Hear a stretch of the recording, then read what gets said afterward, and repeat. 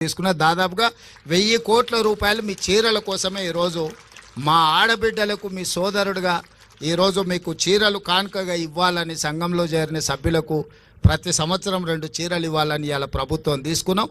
వాటి కూడా చాలా నాణ్యతతోని గతంలో పిట్టలను బెదిరించడానికి పొలాల కాడ కట్టే చీరలు ఇచ్చారు. చీరలు ఇవ్వగానే తీసుకుపోయి మన జొనసేన్ కాడనో లేకపోతే మన సద్దసేన్ కాడనో మన దగ్గర ఎక్కువ కదా పిట్టలు వాళ్ళకు ఉండడానికి అవి తీసుకొని పోయి బెదురు కోసం కట్టేటోళ్ళం.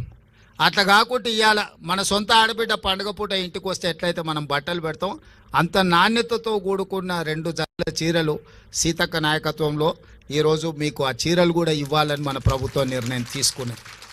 ఇవన్నీ కూడా మీ ఆశీర్వాదం ఉండబట్టి మీరు అండగా నిలబడబట్టే ఇన్ని కార్యక్రమాలను మనం చేసుకుంటున్నాము.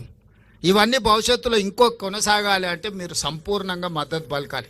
ఏ కుటుంబం కూడా ఒకటే రోజు ఒకటే సంవత్సరంలో అన్ని